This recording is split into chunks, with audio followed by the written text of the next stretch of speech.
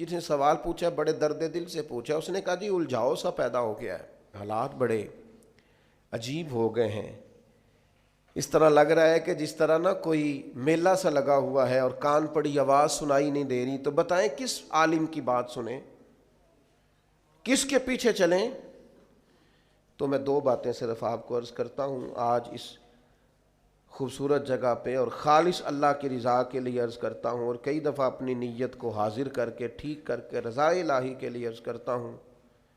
اس عالم کی بات سنیں جو صحیح العقیدہ ہو، نہ خارجی ہو نہ رافضی ہو، صحیح العقیدہ ہو، اور اسلام کا جو خوبصورت ایک ویژن ہے امت وسط ہونے کا، وہ والے نظریات رکھتا ہو جو امت مسلمہ کے نظریات چلے آ رہے ہیں۔ ایک تو اس کی پوری پابندی ہو، اس شخص کی بات سنیں، اور دوسری بات میں اپنی طرف سے نہیں کرتا، یہ بھی میں نے اپنی طرف سے نہیں کی، الا الذین آمنوا وعملوا الصالحات، ایمان لائیں اور نیک اعمال کریں۔ ایک تو عقیدہ مضبوط ہو جس آدمی کا، مضبوط عقیدہ، اس کی بات سنیں، اور دوسری بات میں آپ کو احیاء العلوم میں امام غزالی نے ایک حدیث لکھی ہے، میں آپ کو وہ حدیث ہی سنا دیتا ہوں۔ نبی پاک علیہ السلام نے فرمایا ہر عالم کے پاس نہ بیٹھنا، اس عالم کے پاس بیٹھنا جو تمہیں 5 چیزوں سے نکال کے 5 چیزوں میں داخل کر دے۔ یا رسول اللہ صلی اللہ تعالیٰ علیہ وسلم کون کون سی؟ تو حضور نے فرمایا اس عالم کے پاس بیٹھنا جو تمہیں شک سے نکال کے یقین کی طرف لے آئے۔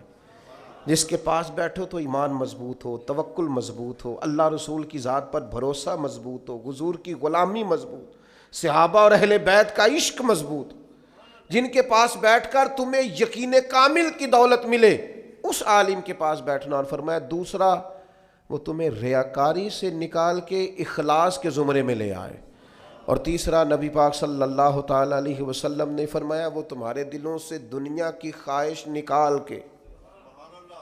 اور تمہارے دل میں تمہارے رب جو تمہیں آخرت میں چیزیں دینے والا ہے اس کی محبت تمہارے دلوں میں پیدا کر دے، وہ تمہیں نکال دے۔